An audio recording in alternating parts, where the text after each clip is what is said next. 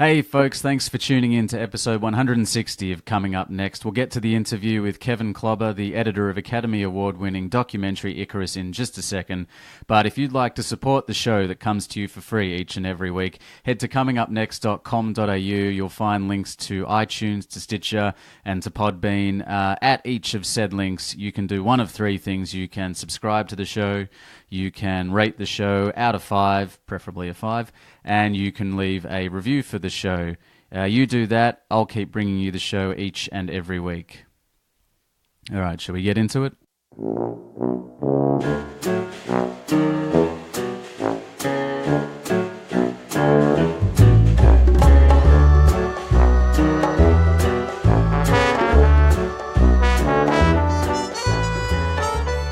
Welcome back, friends. This is Coming Up Next, the podcast, episode 160.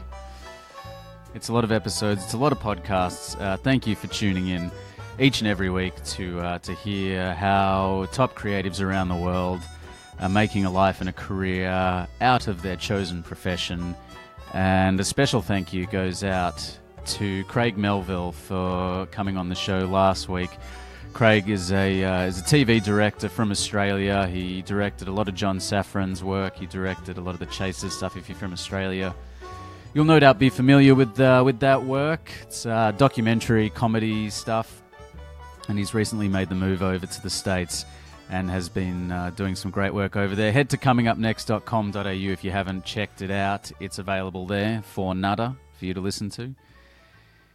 Kevin Klauber joins me this week for a ramble. It's not the kind of usual ramble that I have, the kind of start to end of career or start to present of career conversation. Kevin is the editor, or was the editor, on the Academy Award-winning documentary Icarus. And if you haven't seen Icarus, definitely hit pause on this now and go open your Netflix and chuck it on, unless you're driving, in which case do not chuck it on. But you should watch it because this episode is all about the process of putting that together from an editorial point of view. So it's rife with spoilers, with anecdotes, and with quite a lot of digging into the process of putting that film together.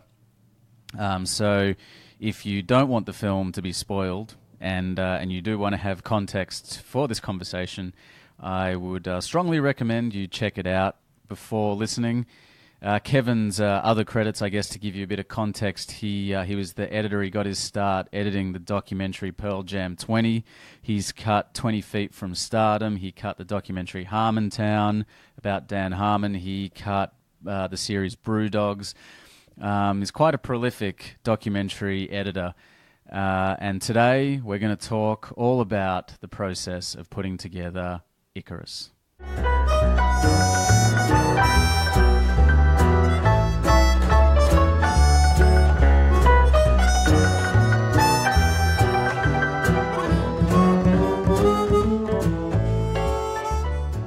At what stage, I suppose, to begin with, were you brought onto the project? Well, I was brought into the project by a person that I work with a lot named Doug Blush, who is a supervising editor, who I actually first worked with on 20 Feet from Stardom.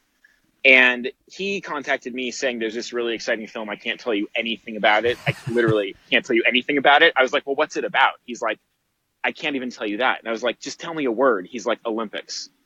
And I was like, okay. Intriguing. And I was like, you can't tell me anything about it, but it's about the Olympics. That means something big and probably pretty nasty, right? And so anyway, and then I met with the director Brian Fogel, and he showed me the sizzle reel that they had put together, basically out of all of the footage up until right after Gregory flees Russia, with the help of Brian, after that first report comes out on November 9th that says that Russia has a state-sponsored doping program and Gregory's in danger. So I saw this sizzle that was like a 20-minute cut, that set up what Brian was planning on doing with the film of, doing 2 races, doping, not doping, blah, blah, blah. And then I saw Gregory and I was like, and then he told me, this guy's going to be a big part of the film. I said, yeah, obviously he's fascinating in every way. Where is he? And he's like, oh, he's here. I was like, where? He's like, he's in Santa Monica. Huh. And I was like, oh, okay. And he's like, so when can you start? And I was like, soon. This is very intriguing and interesting. And then I joined the project a couple of months after Gregory had landed in LA. And at that time, we knew very little about what was going on, what he had really done in Russia with Sochi. So the process of meeting him was, first of all, very bizarre for me because as an editor of a documentary, I'll tell you a little bit about kind of my philosophy of how I see constructing characters in documentaries. I really believe that, all documentaries, sorry to say, folks, they're all constructed, and that's not a bad word. It's just kind of the reality of storytelling. Right. And when I take footage of a live person that's been shot, or an interview, that person is, they're a real person in that footage, but I get to kind of create a character out of the footage, right? And ideally, hopefully if the editor's doing their job well, they're doing a faithful, truthful portrayal. But for me, it's very strange to suddenly meet the person that's on the screen right away, especially when they're as duplicitous as Mr. Gregory Rodchenkov, right? Yeah, I mean, he's no Dan Harmon, that's for sure. Well, it's funny. Dan Harmon has his duplicity too, but it's not. He doesn't bathe in it like Mr. Gregory Rodchenkov does. I mean, Gregory is truly obsessed with these ideas of being the best doper and anti-doper in the world, right? I mean, the man spent his entire life dedicated to mastering the art of doping, while simultaneously finding a way to circumvent his own testing. Yeah, there's that incredible quote that he says sort of towards the end of the film about how how Russia is like world class or world level cheaters. Oh yes, because we are top level cheaters. Top level cheaters. Because what is it? It's this great quote because he says it's basically the basic concept of what drives all undercover operations in police investigations. It's this concept that, he says, we are top level cheaters. To over cheat us. What is it? How one could over cheat us? Something about how to over cheat us, you'd have to be better at us than cheating. But how could you do that? Because we're the best cheaters. And to be frank, like one thing, I mean, this is kind of just jumping around in ideas really quickly, but one thing I'll say about that movie that's very interesting is it really points a finger at Russia because that's what it's about because of Gregory being in the film, right? But it's not like every country is guilty of not a state-sponsored program for sure, but of, doping, having athletes that use performance-enhancing drugs. Well, the film is the premise of the film, or the launching point, is Lance Armstrong's doping scandal. Yeah, exactly. So, and that's really, it's funny because in the early iterations of the film, before this goes back to the process of making the film. So, I spent, me and my co-editors, John Bertain and some other really great assistants and additional editors, we spent the first, 3 to 4 months working on what we thought was a film about, we didn't know where it would end, but we thought that more of the film would be Brian's journey and story with his two races. Naturally, right? Because you look at what you have in front of you with regarding material, and then you say, what's the story we can build? And the biggest challenge and strangest part about making this movie, beyond just the subject matter, was the fact that the movie itself was constantly expanding. Like, I like to think of stories as, you get to draw the border around the story, meaning how big is it, right? Is it some stories are very small. Some narratives are locked in stories, right? Where it's all in one room. But, with this film, because things kept happening literally around us. I mean, it would be like Nikita, Gregory's friend, who, he worked with in anti-doping in Russia, is found dead. I remember that day very, very well. It was insane. It must have been very intense. It was a day when we all realized that this was much bigger than just Gregory. And we knew that the information that we had and he had would end up changing sport in some way, right? And so there was a big discussion once we knew that Rio was coming up, and the decision was made, well, we can't withhold this until Rio and just reveal it in the film because that will just be such a blow to sport, right? Especially considering that Gregory comes from that world. We couldn't do that, so that's when it was like, oh, well, then we have to release it, And then that also conflate, of course, as you see in the film, fell right in line with all the danger surrounding Gregory. That was very real. I mean, he was with us almost every day in the edit days because he was truly afraid to be alone. And he was really, he's a very friendly man. I mean, I became pretty close with him, me and the other editor, John, and everybody did. We literally would go have drinks after, editing with Gregory. Would you be looking over your shoulder while that was happening, or was it just kind of you weren't really we thinking were about that? Really, we were thinking about it. He was thinking about it more than anybody, of course, but we were just really all kind of bathing in the insanity of it because none of us, we all knew this was big, but it was truly all kind of unfolding around us. And all you can really do is just sit back and kind of take it in and I was just trying to do my job regarding making the best film I could. And a lot of it, as the story emerged and then as I got to know Gregory more, I learned about his favorite book, 1984. That was integrated into the film as a structural device, using, footage of him, reading. And then also we recorded voiceover with him, reading sections from the book. And within that voiceover session actually is where we also kind of did these impromptu interviews with him where we talked about his relationship to the book. And it was just fascinating because as soon as I learned that, he first read it in 1989 in Russia. Why? Oh, because it was abandoned to that point. Of course. Doesn't that say so much already? And then the fact that he says, it was a roadmap. It taught me, points to define my life. It's just like, because it's funny as an editor, I'm always looking for these kernels of truth about people, if you try to make a narrative out of someone's life, there are these kernels of I guess you'd call them belief nodes or something, I'm trying to think of a weird analogy or a weird metaphor that would combine storytelling concepts with life points, right? Like belief systems, because, when someone says it was a roadmap to my life, whatever that is, that's a heavy thing. And it's okay. And then I thought to myself, well, why not use that as a roadmap for the movie? Yeah. Brilliant.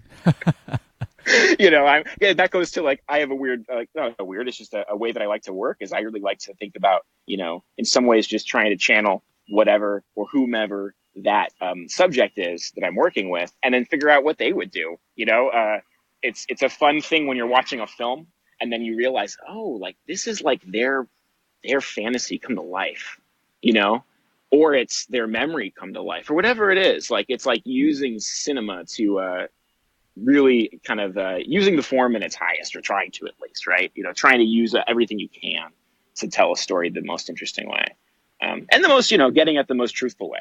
So going back to the process, I mean, one thing Brian Fogel, the director, I mean, he is a master of producing, and of fundraising in many ways, or not even fundraising, of just getting things done. That guy, Brian, I give him so many props for being so tenacious of sticking through that project.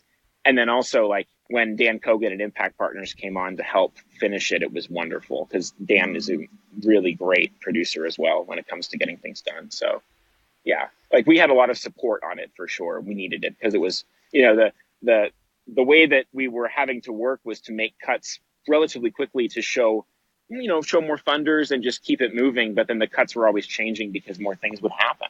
And we also had to change offices a number of times because for security reasons. There were a number of attempts and successful attempts to hack various people's emails on the project. Wow.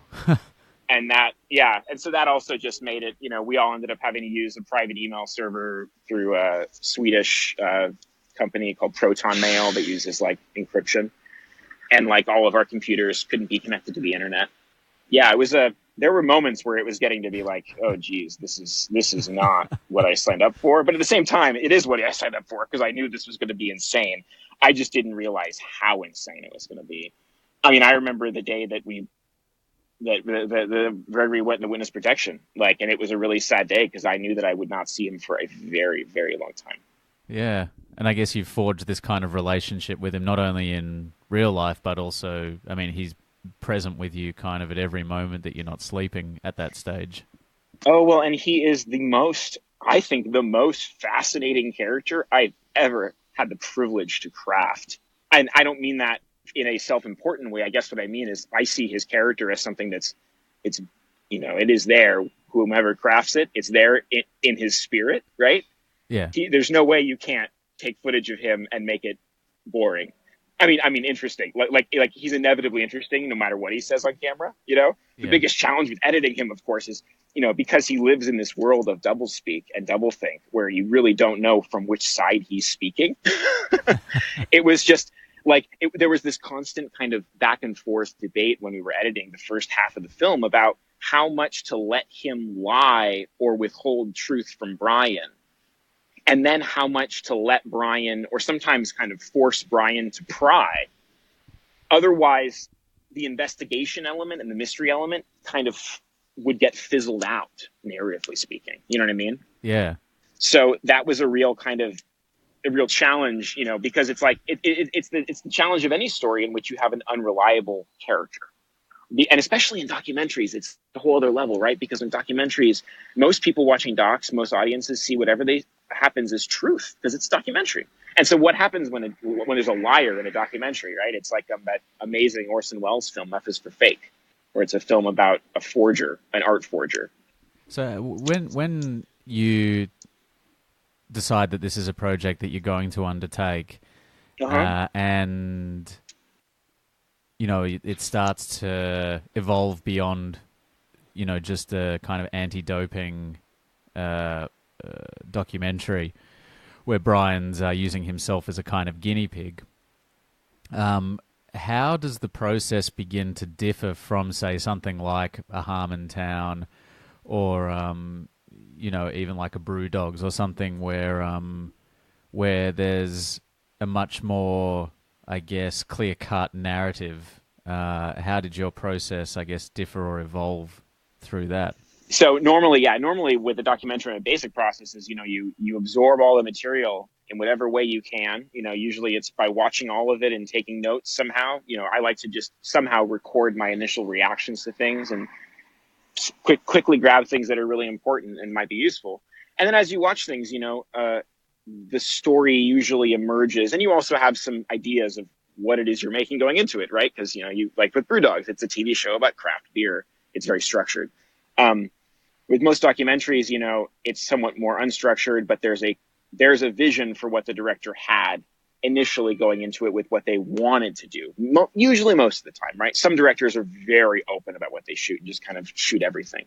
And do they bring you like a script or an outline or a kind of story? It all depends. It's funny because I get asked this a lot, and it's truly always dependent on the project, because it all depends on what kind of work the director and the shooter have done already in terms of how they see this thing working, whatever it is.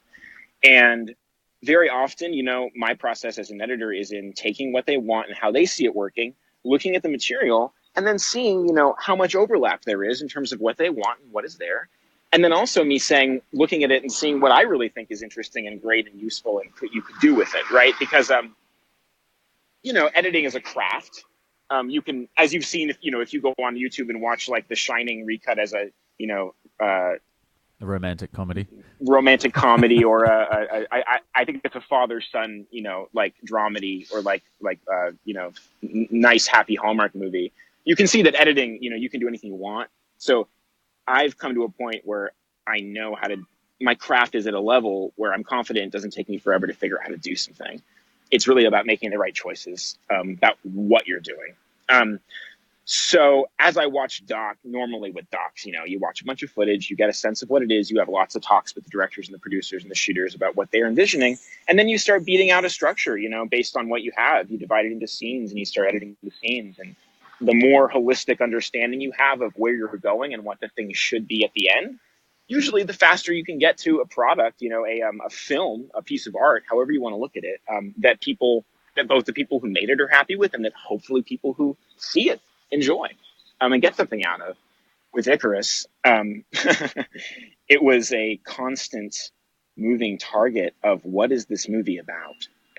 Because we knew, there's always what happens in a story, and then there's what it's about, right? What happens is like literally the plot, and then what it's about are like, if you want to talk like you're in English class, it's like the themes, like what are you exploring? With docs, I find it really useful to figure out what those themes are early, because it's a lot easier in docs to put kind of jam themes in there or make things a little more overt than in narratives, because you have more freedom regarding the craft, right? To just make people say things, put in voiceover. You can switch point of views very quickly. Do you understand?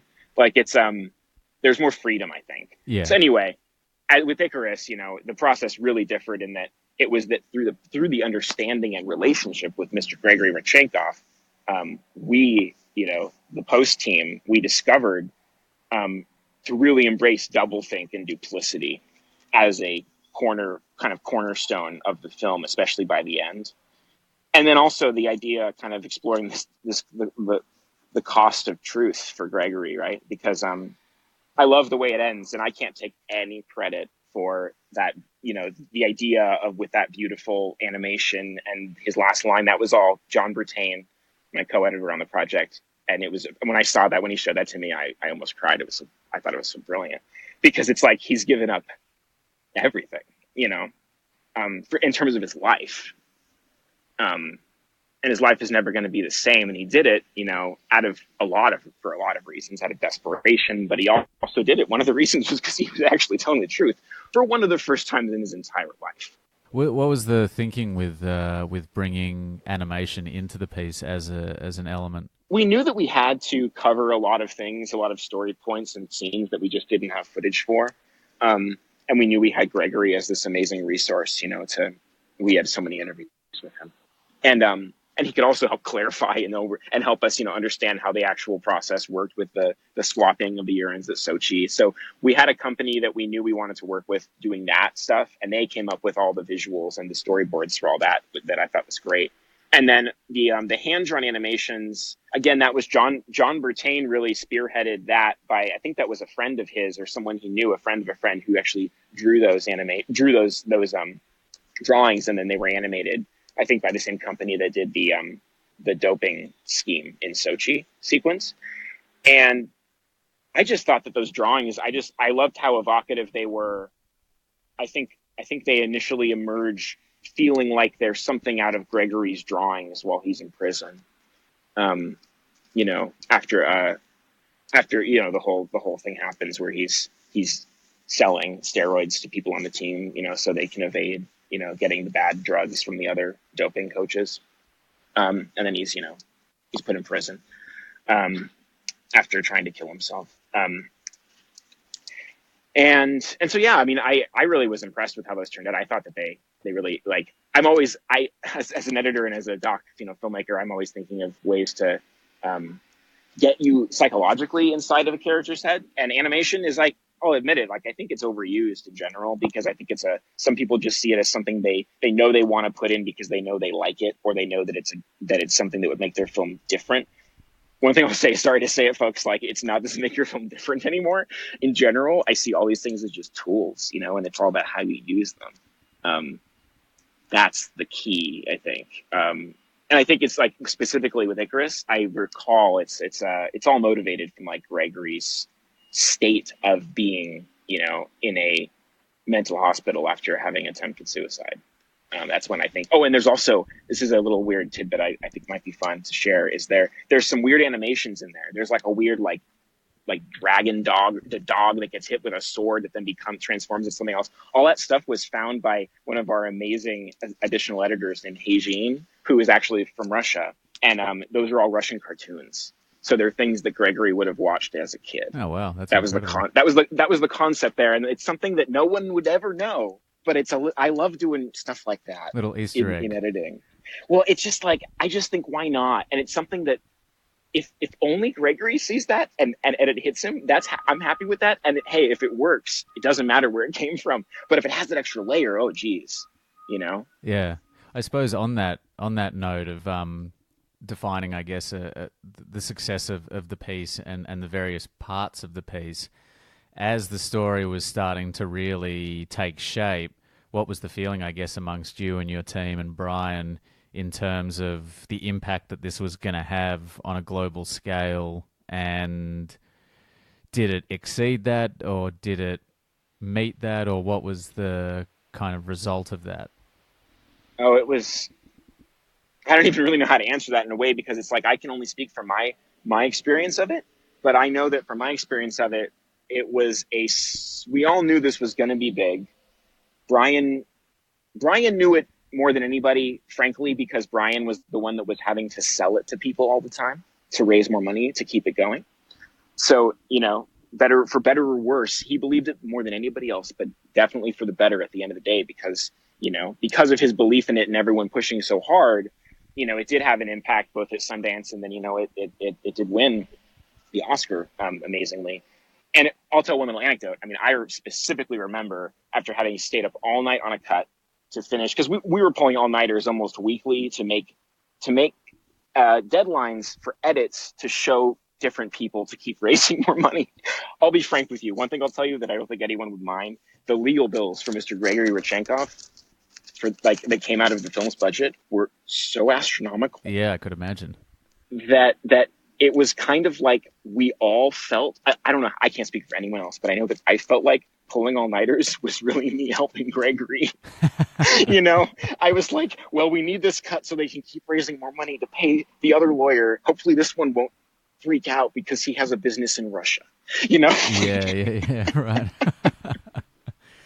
So anyway, I specifically remember staying up all night, driving home. I was working in Santa Monica, driving back to Echo Park, where I live, across town, way across town, and then getting up in the morning or afternoon and driving back, to work the next day. And on NPR, there it is.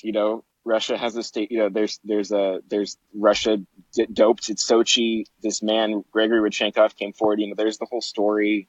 Brian's on the radio. And I'm just driving to work going, yep, here I go, back into it. And I'm getting a little prequel as I go. And now I'm also thinking, oh, I hope they're recording this. I want to use this in the film. I guess it's kind of funny how it all just becomes so consuming, and it's almost surreal in a sense, because it becomes, you become a part of the story of what's going on when it is documentary. Oh, yeah. I mean, it's really rare, I think, when, especially as an editor, you get to kind of actually be present for a lot of the unfolding of things. And it was a definite, it was an eye-opening experience to really see also how things work from the inside, regarding media, regarding how one leaks stories to the New York Times, and then seeing how, it works within at least hearing about how it works within the Department of Justice, when if you're subpoenaed, hearing about, as it stated in the film, like one of the lawyers, I think, who's blurred out, talks about how, Department of Justice loves to try people for conspiracy charges because they're so broad, and it's a way they can basically get people to side with the U.S. government to share information. It's just leverage, But it's just kind of, it all made sense to me in a weird way, because here I was, being bathed in the world of professional sport that is rife with negotiations and cheating and yeah, big surprise, any sort of bureaucratic organization is just similar. Also, it's funny. I'm kind of a geek for like finance and like high finance stories and the economic crisis and everything. I'm kind of a white collar crime fan. Not that I'm for it. I just like people who bust it. You know what I mean? Like Matt Taibbi. And it's interesting how the world of like the regulatory bodies in finance are very similar to sport, in the sense that they're run by former heads of the organizations that they're supposed to be regulating. That's why there's very little regulation. It's like the same kind of cycles, sport and finance. Were there any, I suppose, other than the kind of obvious ones, any major challenges that you faced in putting this together, aside from, feeling terrified that you might be killed by the KGB at any moment, in terms of like the practical side of putting it together? Oh, well, it was really just figuring out the best way to structure and balance, the first half or third with the end of the film, and figuring out how to best move you along through those first 30 to 40 minutes, so that you're aware that this is all about Brian and Gregory's relationship, and like the emphasis is not, it's a tricky balance, because it's like the more you try to pump up, speaking of the craft of editing, the more you try to pump up like the first, beginning of the movie regarding what Brian's doing, the more the audience is almost kind of confused when it turned. So there was a weird balancing effect or balancing effort that was made that took a lot of work, just because, everything was shot to be the film in terms of the two races. You're right. We had all the material necessary to make this very clean arc. I mean, it wouldn't have been a horribly interesting film considering the result of the second race. Yeah. It's like, it would have been a very sad kind of blah, blah ending if Gregory was, instead of Gregory, you actually had Mr. Don Catlin just advising him on how to beat the test, right? Yeah. But the biggest challenge, I think, was just working with this, it's very challenging when you have a movie that truly is two movies in one. And like, there was a lot of discussion and there's also a lot of opinions. A lot of my friends and coworkers, clients have opinions about that movie in terms of what they think should have happened to make it even better, And like, I've heard people tell me, you should have lost everything with the races. Just make it about Gregory, a biopic about Gregory. It's like, yeah, that would have been really interesting. That's not the movie that we had. And part of the joy of that film, I think, is in this unfolding of the mystery and the, oh my God, I can't believe this is exploding type of element of the film. Absolutely. Like I love how it starts with Brian taking his bike off this rack with this, with this like handy cam footage with his dog. You're like, what is this? I thought this was going to be about Russia. Yeah. Well, I remember the first time I watched it. Usually when I'm watching films, I take note of like the time, like what's happening at certain points in the film. And I remember thinking at about the half hour mark, and I didn't know that much about it when I first watched it. I remember thinking, I'm not sure how this is going to go for another hour and a half. And then 15 minutes later, I guess, is when it all starts to unfurl and unravel in front of you. And it was just quite a mind-blowing reveal, I guess, because it was it's not the sort of way that a documentary would normally unfold. I would say it's not the way a typical story would unfold, because it breaks all these rules of storytelling, right? But it works, I think, because it's a documentary and you know that it's real. So you keep going with it. Like from a storytelling perspective, if I were like to grade the structure of this movie, if I were like teaching a story structure class, I'd be like, this movie is flawed. There's two movies here. What's wrong? I mean, I've had people tell me that. I don't take offense to it at all. I'm like, yeah, there's two movies there. The movie's about duplicity. Yeah. So yeah. I suppose when you did your online and you did your final export and the film was in the can and off it went out into the world, what was the feeling for you specifically? Because I guess you would have been tied up in it for such a long period at that point. Yeah, I mean, it kind of had a slow, long trail in that, it premiered at Sundance. The film changed slightly between Sundance and when Netflix released it. And I was helping. I wasn't doing the major. Actually, I did work like about a week on the changes with Netflix with John. And then so it's kind of funny, like there were all these it was a long, slow trail for me in terms of working on it, of it finally being done. And, one thing I'll say, for me, it's funny when films get done because they take so long to come out, that it's usually by the time a film that I worked on is actually released and people are talking about it, now I'm working on something 2 or 3 projects later. So it's always a strange feeling when I get to return back to this time of my life that I, haven't thought about for literally years, right? Well, how do you reflect on the experience as a whole? It was truly the craziest time of my entire life. I had never felt like I was part of something that involved information that I knew in my brain that was damaging to countries. You know what I mean? I mean, it was like it added a weight to my work as an editor and as someone who works in the world of documentaries and nonfiction storytelling. It added a weight to that I'd never felt before. And I guess what I mean by that is it's not that I felt like I was doing something quote unquote important. That word I don't know what that word means. It's all I can say is as it made me feel, it made me feel like what I was doing would actually change something. beyond just changing individual people. But that being said, it's funny even when I say that out loud, because in my heart, I believe that changing individual people is more powerful than making the IOC say we're sorry. I think that's like the power of storytelling. And that's like getting my mother in, like having my mother-in-law ask me if Gregory is okay after seeing that movie, and being sincerely concerned, being like, oh my God, is he okay? Like, what's up with him? I'm so worried about him.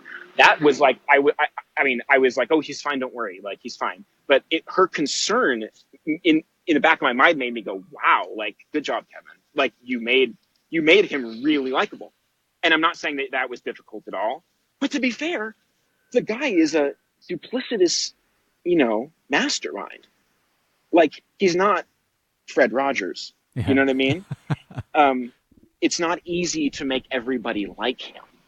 And that's also not like a necessity for storytelling in general. But at the same time, you have to care about Gregory Rodchenkov. You have to, because it's the most interesting thing about that film is his life and his story. And I think that the film is obviously a triumph. And I suppose when you set out to make any film, what you want, what you seek to do is to affect people. Yeah, exactly. I mean, I think that's like just having an impact on somebody emotionally, making any sort of work, whether it's not even making a film, whether it's, whatever work of art. Like, I think that is like the baseline of when you know that you're doing something, right? It's like crossing the first threshold of creating something is when you know that it has an impact on somebody who looks at it or experiences it. And then, of course, the next layer is like, what's the impact, and is that what you wanted? Yeah. And I remember in film school that being a big, like, it's like, in some ways, film school is a time, I think, where you go to, and by the way, when I say film school, you can make your own film school if you wanted to, if you just get a bunch of friends together and buy some cameras and start talking about each other's work. Because I think it's all about just forcing yourself to make things and then showing it to people and seeing what they think is happening. Because I'll tell you one thing, most filmmakers, when they start, it sounds so kind of almost mean to say, but most filmmakers don't even know the effect of what they're doing on screen. Meaning how people are watching it, what they think of that. Because we're all so wrapped up in ourselves, in the way we see the world. We forget that, like, no, you have to create a world for other people to enter and then tell them what's going on and show them and make them a part of it and then get them into their worlds. Otherwise, they bring, it's like if your world isn't properly created, especially in the world of docs, if you don't create a world in the movie properly, I think people bring their world, too much of it, into the movie. Does that make sense? Yeah, like they fill what they think is going on or what they believe, they fill it. And like Icarus is a good example. Like Brian has no qualms about what he's doing. He doesn't ever question anything about morality. And like, love it or hate it, that is one essential part of what makes that movie work, I think, from a cerebral level, is that like you're entering a world from the very beginning where we're doing bad things. It's not like, and I could imagine that working with a director who's also the lead character and the producer of the film could have a significant number of challenges or hurdles to overcome, but he doesn't appear to have that kind of level of self-awareness about him when he's on camera that makes it a really subjective kind of perspective. It feels like there's at least some objectivity in the editorial of it. Good, thank you for that. I mean, I think that is a really big compliment, because I think that the way that John and I and the other people on the editorial team crafted Brian's character, like, I'm really proud of it. And almost like, I guess what I mean by that is he's so laid back, like on screen and off screen, to work with.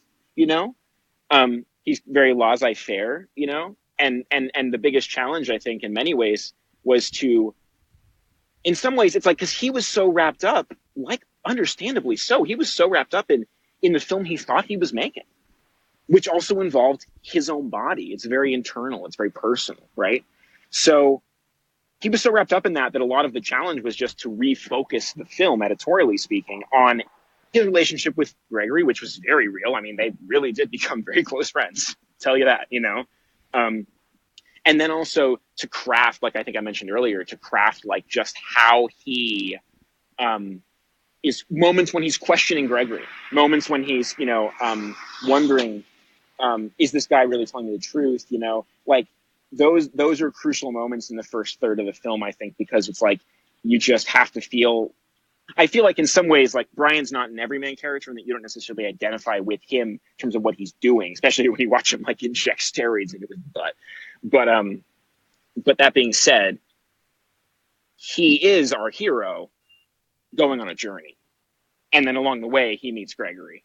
And then the movie takes this weird structural turn where it breaks all the rules, right? And then we enter, because really what it is it's two movies in one, right? It's a supersized movie with doping, which then transforms into a thriller, a real life thriller where people are dying, and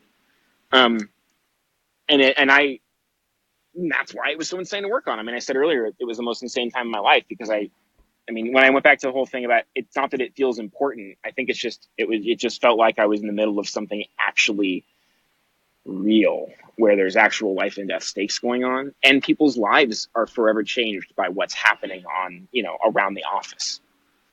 I mean, to give you a sense too, like that scene where Gregory and Brian are listening to the lawyer right after Gregory gave the information to the New York Times, and the lawyer says, the Department of Justice is going to terminate your deal. I remember that day because me and John, the other editor, were literally sitting outside of that office, listening to that conversation while it was being shot. Because that was in our edit suites. That was like the office downstairs in our edit base in Santa Monica, Yeah, wow. And like, so when I see this movie, when I watch it now, I remember where I was in every scene. It is a trip for me to watch it. It must be an absolute mind melding experience to have been a part of. I'm very grateful for you giving me a little behind the curtain peek at what it was. Welcome. I feel like we could. I could pick your brain about this for hours and hours. I end all of my podcasts with the same question, Kevin. Even though this has been a slightly out of the box episode, the question is, what makes you silly? It would be I guess I can answer, what makes me silly would be my spiritual guide, Paisley. How's that? In what way does Paisley make you silly? Well, he just, I just hear, it's really just it's not a voice like an actual auditory voice. It's more just like the name that I give my instinct when I'm working. Right. And sometimes my instinct tells me these bizarre ideas, like make it a rom-com. Icarus, the rom-com. And then before I know it, I'm digging into the music bin. I pull out the comedy orchestration cues. I throw it in. I put in a title card, and it works. Brilliant. So there you go. That's what makes me silly. Amazing. Thank you so much, Kevin. You're welcome. Thank you.